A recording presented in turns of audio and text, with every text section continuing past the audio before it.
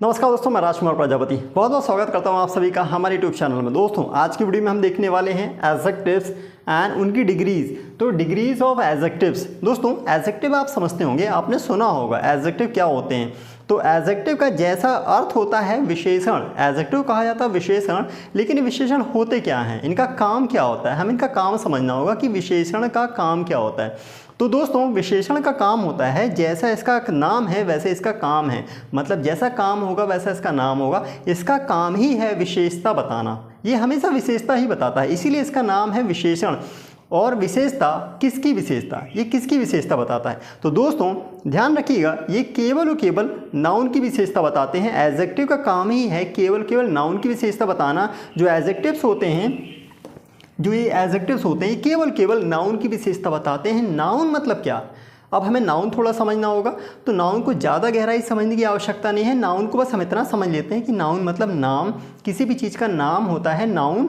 जैसे कि हमने किसी भी चीज़ का नाम लिया तो पिक्चर दिमाग में खुल जाएगी। जैसे हमने कहा लड़का, तो फटाक से दिमाग में एक लड़के की पिक्चर आ गई आपके, मतलब बोलने वाले दिमाग में जो पिक्चर थी वो ट्रांसफ़र होकर सामने वाले के दिमाग में चली गई है, तो लड़का दिमाग में आ गया। लेकिन वो लड़का बिल्कुल वैसा नहीं है जैसे बोलने वाले के दिमाग में है। अब उस लड़के को बिल्कुल वैसा ही बनाना है जैसे बोलने वाले के दिमाग में है।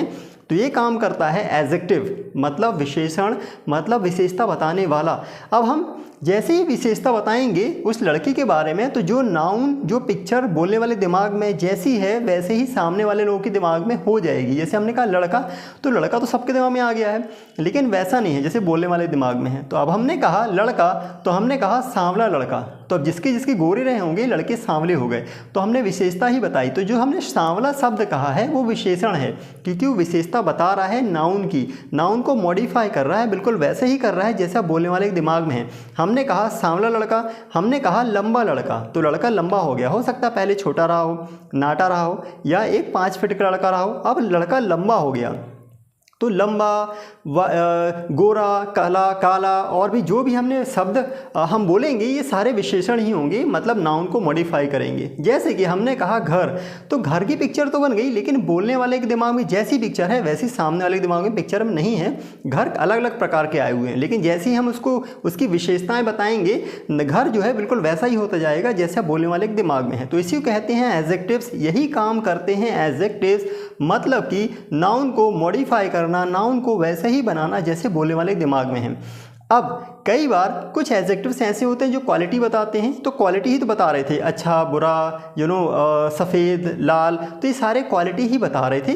और क्वालिटी बताने वाले जो एडजेक्टिव्स होते हैं इनकी हमेशा डिग्रियां होती हैं, डिग्रियां। जैसे कि आपने सुना होगा लड़का, तो हमने कहा अच्छा लड़का, तो अच्छा शब्द क्या कर रहा है, उसकी विशेषता बता रहा है। तो अच्छा शब्द की डिग्रियां भी हैं। डिग्रियां मतलब जैसे कि हमने कहा अच्छा, तो कुछ लड़कों में क्वालिटी ज़्यादा भी होगी, तो कुछ ज़्यादा अच्छे भी होंगे, और कुछ सबसे अच्छे भी होंगे। तो 3 डिग्रियां होती हैं दोस्तों, 3 डिग्रियां एडजेक्टिव्स की ही होती हैं, जैसे कि अच्छा, ज़्यादा अच्छा और सबसे अच्छा। तो मतलब 3 डिग्रियां कौन कौन सी थी, positive, then comparative, then superlative. तो 3 डिग्रियां होती हैं, पॉजिटिव, कंपैरेटिव एंड सुपरलेटिव। किसकी डिग्रियां होती हैं, एडजेक्टिव्स की, एडजेक्टिव्स की डिग्रियां होती हैं। जैसे कि अच्छा हमने कहा था गुड, इसको अंग्रेजी में कहते हैं गुड, एंड देन इसी का कंपैरेटिव है, मीन्स कंपेयर करने वाला, तो कंपैरेटिव डिग्री है इसकी गुड का होता है बेटर, एंड देन इसी का सुपरलेटिव डिग्री होती है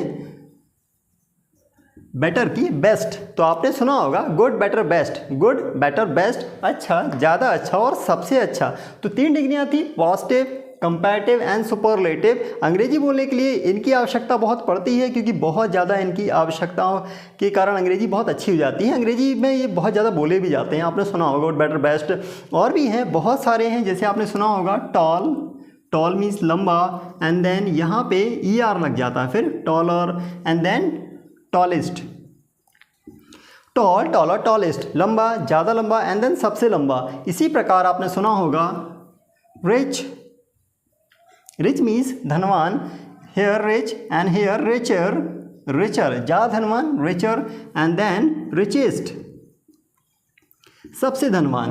तो रिच, रिचर, रिचेस्ट, इस प्रकार से। इसी का उल्टा होता है पुअर, पुअरर, पुअरेस्ट।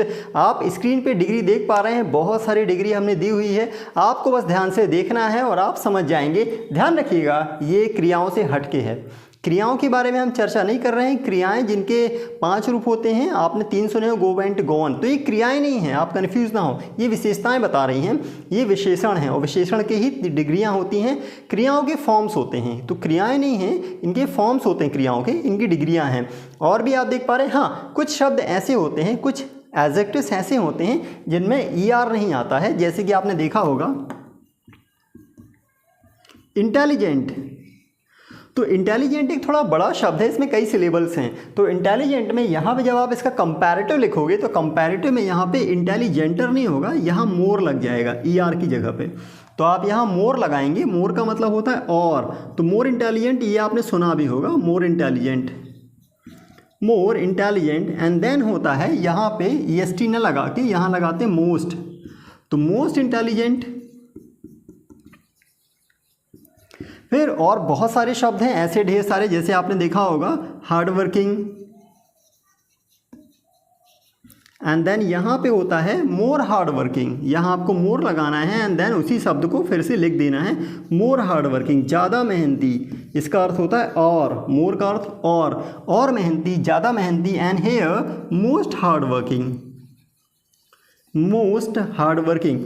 तो ये डिग्रियां होती हैं। इस प्रकार से आपको ढेर सारी लिस्ट आप देख पा रहे हैं स्क्रीन पे हमने दिया हुआ है, डिग्रियां ही हैं, बस आपको इनको याद करना है। दोस्तों याद करना बहुत आवश्यक है, यदि आपको डिग्रियां याद नहीं होंगी तो बहुत सारे सेंटेंस आप नहीं बना पाओगे, क्योंकि जहां कंपैरेटिव लगाना है वहां कंपैरेटिव ही लगा सकते हैं, जहां पे आपको सुपरलेटिव लगाना है वहां सुपरलेटिव ही लगा सकते हैं और कोई डिग्री नहीं लगा सकते।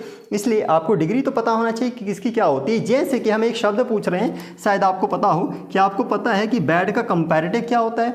बैड का कंपैरेटिव डिग्री क्या होती है? क्या आप सोच रहे हैं बैड का बेटर होता है? बेटर? नो, बैड का बेटर नहीं होता है, बैड का होता है, आपने शायद सुना हो, कुछ लोग जानते हो, बैड का होता है वर्स, ज़्यादा बुरा, बैड वर्स। और यहाँ पे इसका सुपरलेटिव होता है worst, bad worse worst, bad worse worst. तो वर्स्ट इसकी सुपरलेटिव डिग्री होती है, तो इसलिए आपको याद करना ही पड़ेगा कि किसकी कौन सी डिग्री होती है, ताकि आप बेहतर इंग्लिश बोल सकें। तो आई होप आपको इतना वीडियो समझ में आ चुका होगा। हाँ, हमने लिस्ट दी हुई है, आप लिस्ट देखकर प्रैक्टिस कर सकते हैं। प्रैक्टिस करना आपके ऊपर है, आपको प्रैक्टिस करनी ही पड़ेगी, क्योंकि जुबान आपकी है, आपको जो अपनी जुबान पर चढ़ाना होगा। तो दोस्तों अभी तक हमारी वीडियो को देखने के लिए, यदि आप चैनल पर नए हैं तो चैनल को जरूर सब्सक्राइब करिएगा, लाइक करिएगा और शेयर करिएगा। तो अभी तक हमारी वीडियो को देखने के लिए आपका हृदय से बहुत बहुत धन्यवाद।